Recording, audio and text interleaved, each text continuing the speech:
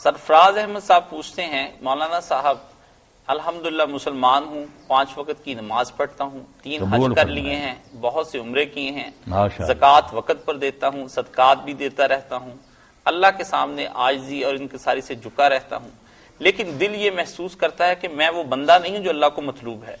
کبھی اپنے اندر خشوع نہیں پاتا ہوں، بارہا دل میں خیال آتا ہے کہ میں بالکل ٹھیک آدمی نہیں ہوں، برائے مہربانی مجھے بتائیے اس وسوسے کا میں کیا کروں؟ کبھی تو مجھے لگتا ہے کہ جو پچھلا کیا وہ بھی غلط ہے، پھر مجھے لگتا ہے کہ نہیں وہ ٹھیک تھا، میری اس مسئلے کے بارے میں کوئی حل فرمائے اس مسئلے کا۔ آپ نے بہت پیاری بات کی طرف توجہ دلائی، یہ کوئی وسوسہ نہیں، نہ کوئی ایسی چیز ہے کہ اس کو دور کرنے کی آدمی کوشش کرے، اس کے لیے دعا ہونی چاہیے کہ یہ چیز آدمی کے دل میں بڑھتی ہے، وہ کسی جگہ بھی پہنچ جائے نا، یہ نہ سمجھے کہ میں حد کمال کو پہنچ گیا ہوں، کامل ہو گیا ہوں، پورا نہیں، اپنے آپ کو ناقص خیال کرے، ہے جستجو کے خوب سے ہے خوب تر، یہ آگے سے آگے بڑھنا ہے، کوئی آخری حد پر نہیں پہنچ سکتا، اللہ کی بندگی اور عبادت میں جہاں بھی جائیں ابھی ناقصی، اس لیے یہ بری بات نہیں، جیسے کہ آدمی بیان کرتے ہیں تابعی کہ میں 70 سے زیادہ صحابہ کرام کو ملا ہوں، میں نے ان سب کو پایا رسول اللہ کے ساتھی کہ وہ سارے ڈرتے رہتے تھے کہ میں کہیں منافق نہ ہوں، اللہ اکبر، اس لیے جو سمجھ لینا کہ میں ٹھیک ہی ٹھیک ہوں، شیطان قابو کر لے گا،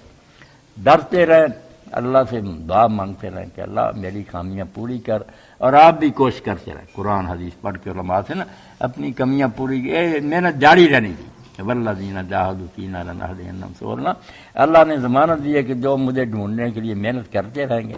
میں ان کو ضرور اپنا راستہ دکھاؤں گا، ان کا ہاتھ پکڑوں گا، اللہ کامیابی تک پہنچا دے گا، مگر آخر تک رہنے ڈر ہی رہنا چاہیے، اس دنیا میں جو ہے نا خوف کی حالت رہنی چاہیے، آدمی پر ڈرتا رہے، موت کا وقت آئے تو پھر رجا امید کا ہوئے، اس وقت نہ سوچے کہ میرا اب کیا بنے گا،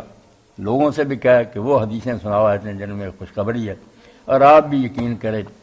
نبی علیہ السلام نے ایک شخص کو دیکھا مر رہا تھا، پوچھا کیا حالت پاتے اپنے دل کی، اس نے کہا اللہ کے رسول اپنے عملوں کو دیکھتا ہوں تو ڈر ہے، اللہ کی رحمت دیکھتا ہوں تو امید ہے بھائی، حضور نے فرمایا اس وقت جس بندے کے دل میں یہ دونوں چیزیں اکٹھی ہوگی نا اس کا بیڑا پار ہے، اس لیے اپنے گناہ کو دیکھ کر ڈرے مگر اللہ کی رحمت کی امید رکھے کہ میرے گناہ جتنے جی چاہیں۔ ایک بڑی پیاری دعا ہے، چلو اسی مناسبت سے عرض کروں، ائمہ اہل بیت علیہ السلام نے سکھائی کہ پڑھا کرو اللہم انا مغفرتک ارجا من عملی، اے اللہ میرے عملوں پر مجھے اتنا بھروسہ نہیں نا امید جتنی تیری رحمت کی ہے، وہ مغفرتک اوسط من ذنوبی، میرے گناہ چاہے کتنے زیادہ ہونا مگر تیری بخشش سے بہت زیادہ ہے، اس لیے اس بات پر بھروسہ کرے، باقی اپنی حد تک ڈرتا رہے، بالکل یہ نہ ہو کہ اعمال ضائع ہو جائیں، اللہ فضل فرمائے گا، کوشش جاری رکھیں، آپ کسی مقام پر پہنچ گئے، ہم اپنی نمازوں کو کیا کریں کہ 5 وقت کی نماز آپ نے فرمایا اللہ کی توفیق دے، ابراہیم علیہ السلام سے بڑا کون نمازی ہوگا، اللہ کے خلیل ہیں، بیت اللہ کے بانی ہیں، مگر بڑھاپے میں جو دعا کی ہے وہ ہم پڑھتے ہیں اپنی نمازوں میں، رب اجعلنی مقیم الصلاۃ، میرے رب مجھ کو نماز کا صحیح ادا کرنے والا بنا، اس وقت بھی کہتے ہیں کہ نماز جو ہے نا اس کے بل نہیں نکلتے، اس میں کوئی نہ کوئی کجی ٹیر رہتی ہے، اس کو بہتر بنانے کے لیے آگے سے آگے جانا چاہیے۔ اب وہ نماز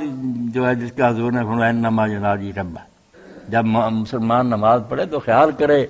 کہ اب بندوں سے بالکل منہ موڑ کر اپنے رب سے راز کی باتیں کر رہا ہے، رب سن رہا ہے، اور وہ رب کی اس کی راز نیاز کی بات نہیں، اسی لیے کہ آگے سے نہ گزرو یار تم نے خلط ڈال دیا، اس کا دھیان بٹ گیا،